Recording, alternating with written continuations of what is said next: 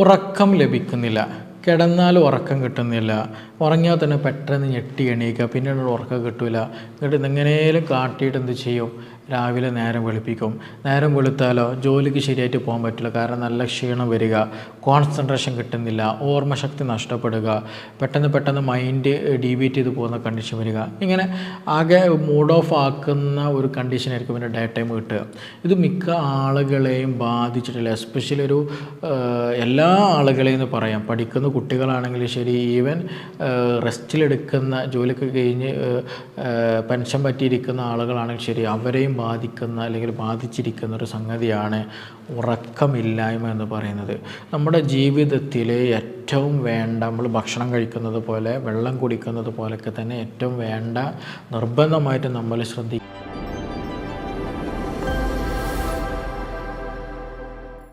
ഉറക്കം ലഭിക്കുന്നില്ല.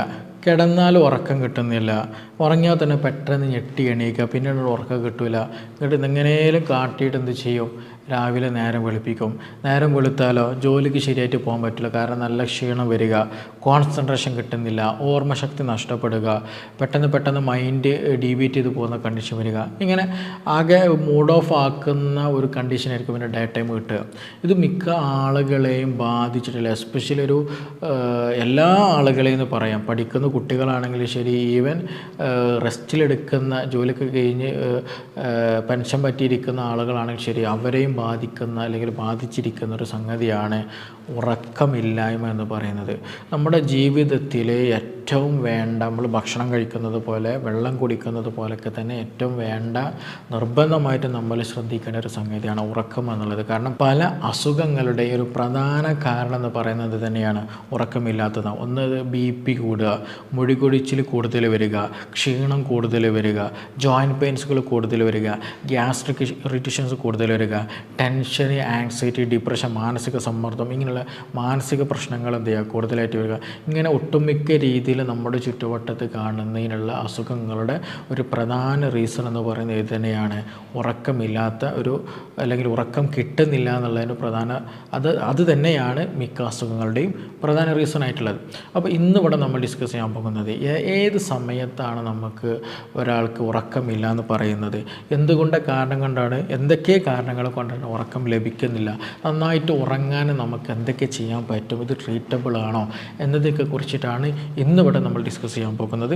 എൻ്റെ പേര് doctor Siraj, medical officer, QNB health care, Koduvally. ഉറക്കമില്ല എന്ന് പറയുമ്പോൾ പലർക്കും പല തരത്തിലായിരിക്കും പല പ്രശ്നങ്ങളുണ്ടാകുക. ഞാൻ നേരത്തെ പറഞ്ഞതുപോലെ എന്ത് ചെയ്യാറുണ്ട്, ജോലിക്കൊന്നും പോകാൻ പറ്റുന്നില്ല, രാവിലെ എണീക്കുന്ന സമയത്ത് നല്ല ക്ഷീണം വരിക, അതുപോലെ ഡാർക്ക് സർക്കിൾ കൂടുതലായിട്ട് വരിക, സ്കിന്നൊക്കെ തൂങ്ങിയിരിക്കുന്ന അവസ്ഥ വരിക, മുടി കൊഴിച്ചിൽ കൂടുതൽ വരിക, ഗ്യാസ് സംബന്ധമായ പ്രശ്നങ്ങൾ കൂടുതൽ വരിക, BP കൂടുതൽ, പ്രഷർ എന്ത് ചെയ്യും, ബ്ലഡ് പ്രഷർ കൂടുതലായിട്ട് വരിക, അതേപോലെ തന്നെ ഒരു കോൺസെൻട്രേഷൻ പ്രോപ്പറായിട്ട് കിട്ടില്ല, ഓർമ്മശക്തി നഷ്ടപ്പെടുന്ന കണ്ടീഷൻ, ഇങ്ങനെയുള്ള പല തരത്തിൽ അസുഖങ്ങളുണ്ടാവാം. രാത്രി നമ്മൾ ഇപ്പോൾ ഒരു 10 മണിക്ക് കിടന്നു കഴിഞ്ഞാൽ ഒരു ഉറങ്ങി കിട്ടണമെങ്കിൽ 1 മണിയൊക്കെ ആകും അല്ലേ.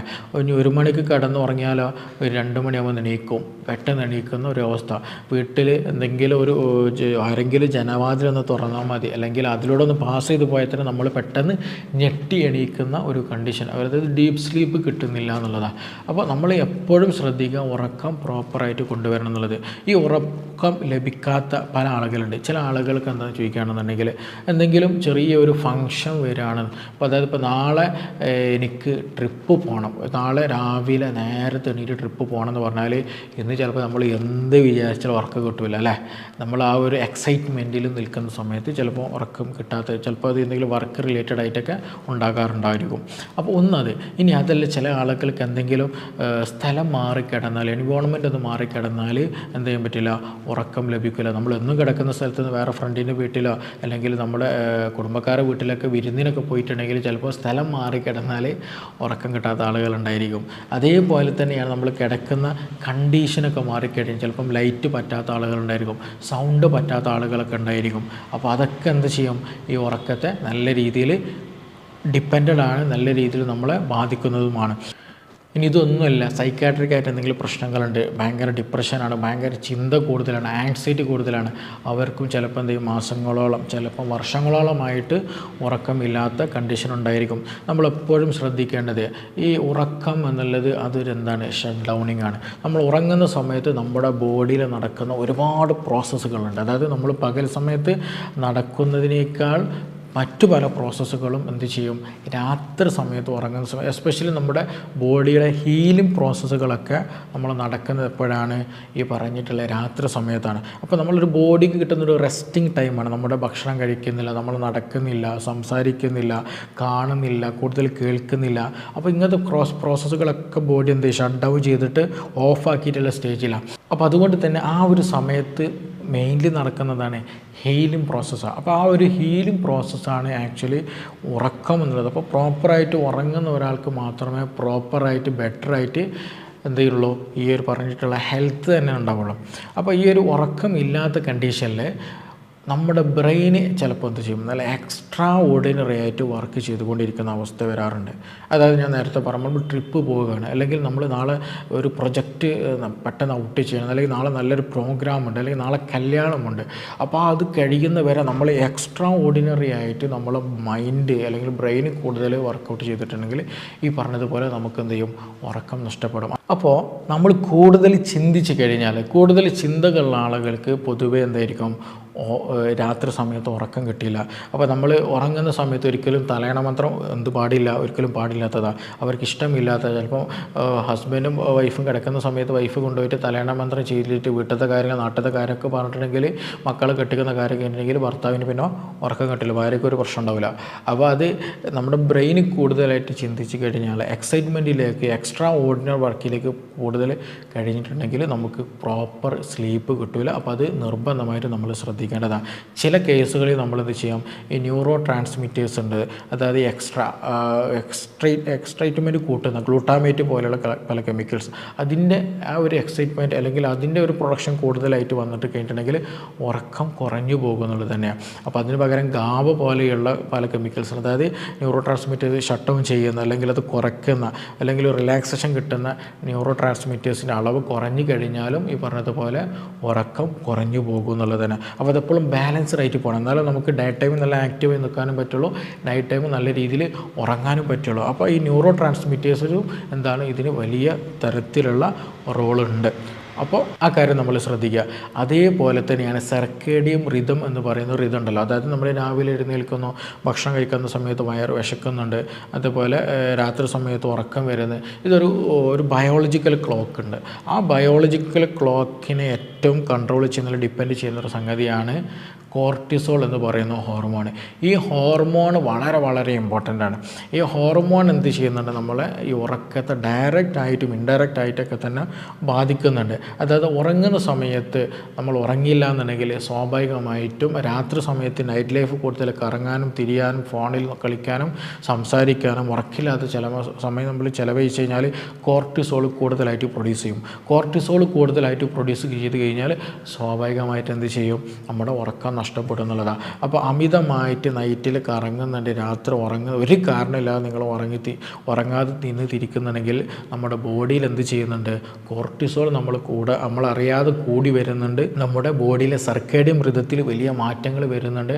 അപ്പോൾ അതുമൂലം പൊണ്ണത്തടി വരും, ഡയബറ്റിക് വരും, BP കൂടും, പിന്നെ മറ്റ് പല അസുഖങ്ങളും കൂടെ വരും എന്നുള്ളതാണ്. അപ്പോൾ അതിൻ്റെ കൂടെ തന്നെ എന്ത് ചെയ്യും, ഉറക്കം നഷ്ടപ്പെടുകയും ചെയ്യും. കോർട്ടിസോൾ എന്നുള്ള ഹോർമോൺ കൂടിയാൽ ഉറക്കം നഷ്ടപ്പെടും എന്നുള്ളത് തന്നെയാണ്. അപ്പോൾ അതുകൊണ്ട് തന്നെ ഇങ്ങനെ പല കാരണങ്ങൾ കൊണ്ട് എന്ത് സംഭവിക്കാറുണ്ട്, ഈ പറഞ്ഞിട്ടുള്ള ഉറക്കം നമുക്ക് നഷ്ടപ്പെടാറുണ്ട്. ഇത് ട്രീറ്റബിളാണ്, ഇതിനൊരുപാട് മാർഗങ്ങളുണ്ട്. ഇതിൽ ബേസിക്കായിട്ട് നമ്മൾ ശ്രദ്ധിക്കേണ്ടത്, നമുക്ക് ഡിപ്രഷനുണ്ട്, ടെൻഷനുണ്ട്, ആങ്സൈറ്റി ഉണ്ട്, മാനസികമായിട്ട് എന്തെങ്കിലും പ്രശ്നങ്ങളുണ്ടെങ്കിൽ അതിന് പ്രോപ്പറായിട്ടുള്ള ട്രീറ്റ്മെൻറ്റ് എടുക്കുക എന്നുള്ളതാണ്. അതിന് എവിടെ എന്തെങ്കിലും ക്ലിയർ ചെയ്യേണ്ടതുണ്ട്, മെഡിസിൻ എടുക്കേണ്ടതുണ്ട്, അങ്ങനെ പ്രോപ്പറായിട്ടുള്ള ട്രീറ്റ്മെൻറ്റ് എടുക്കണം. നല്ല മെഡിറ്റേഷൻ നമുക്ക് നിർബന്ധമാണ്. നല്ല രീതിയിൽ ഉറങ്ങാൻ ആഗ്രഹിക്കുന്ന ആളുകളോടാണ് നിങ്ങൾ എന്ത് ചെയ്യണം, ഉറങ്ങാൻ പോകുന്നതിന് ഒരു 1-2 മണിക്കൂർ മുമ്പ് രാത്രിയിലുള്ള ഭക്ഷണം നിർബന്ധമായിട്ടും കഴിക്കുക എന്നുള്ളതാണ്. അതും വയറ് നിറച്ച് കഴിക്കരുത്, ലൈറ്റ് ലൈറ്റായിട്ട് ഈസി ഡൈജസ്റ്റബിൾ ആകുന്ന ഭക്ഷണം കഴിക്കണം. ഇല്ലാന്നുണ്ടെങ്കിൽ എന്ത് വെച്ചാൽ വയറ് നിറച്ച് കിടന്നാൽ പൊളിച്ച് തകട്ട് വയറിൻ്റെ കനവും ഗ്യാസും പ്രശ്നങ്ങളും കൂടിയിട്ട് ഉറക്കം നഷ്ടപ്പെടും. ഉറക്കത്തിൽ ചിലപ്പോൾ എണീക്കേണ്ടി വരും.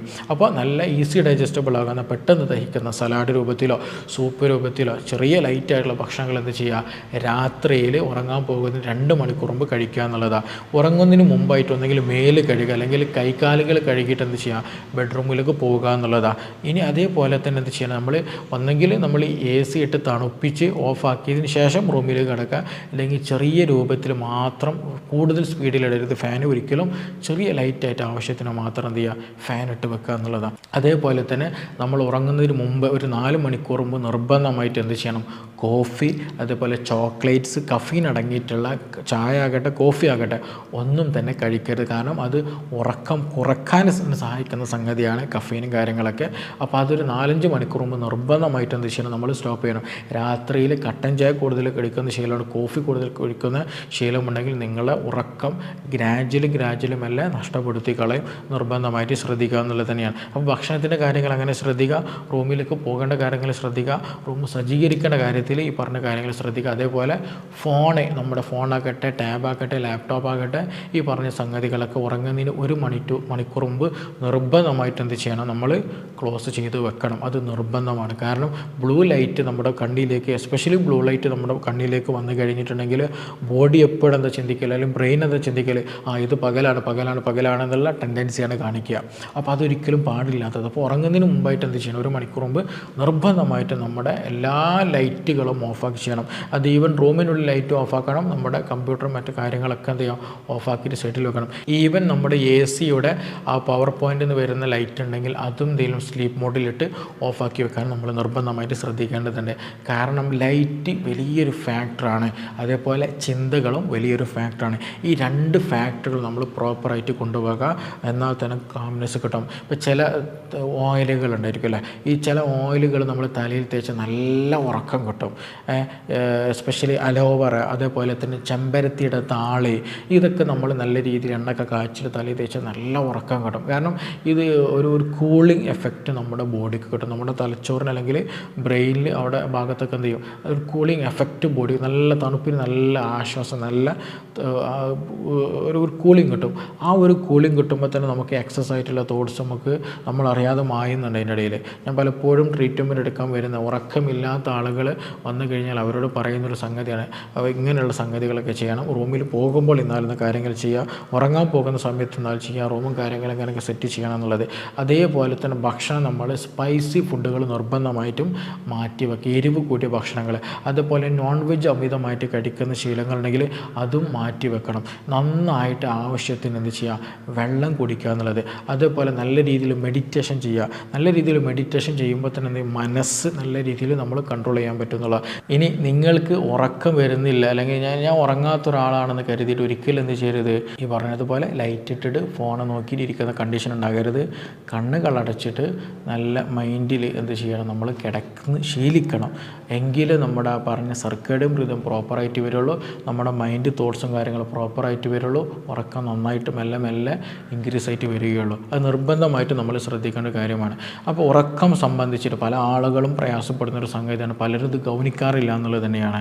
അപ്പോൾ അതുകൊണ്ട് തന്നെ ഉറക്കം ഇല്ലാത്ത ആളുകളെ, അതുപോലെ നിങ്ങൾക്ക് നന്നായിട്ട് ഉറങ്ങണം എന്നൊക്കെ താല്പര്യമുണ്ട്, നന്നായിട്ട് ഉറങ്ങാൻ എന്തൊക്കെ ചെയ്യണമെന്നൊക്കെ കൂടുതലൊക്കെ അറിയാനൊക്കെ താല്പര്യമുള്ള ആളുകൾക്ക് എന്ത് ചെയ്യുക, താഴെ തന്നുള്ള നമ്പറിൽ ബന്ധപ്പെടാം. ഇതിന് സ്പെസിഫിക് ആയിട്ടുള്ള മെഡിസിൻസും സപ്ലിമെൻറ്റ്സും ട്രീറ്റ്മെൻറ്റൊക്കെ നമുക്ക് അവൈലബിൾ ആണ്. അപ്പോൾ നിങ്ങൾക്ക് എന്തെങ്കിലും സംശയങ്ങളൊക്കെ ഉണ്ട് എന്നുണ്ടെങ്കിൽ താഴെ തന്നുള്ള നമ്പറിൽ ബന്ധപ്പെടാവുന്നതാണ്. നമുക്കിനി മറ്റൊരു വിഷയവുമായി ബന്ധപ്പെട്ടിട്ട് വീണ്ടും കാണാം. Thank you.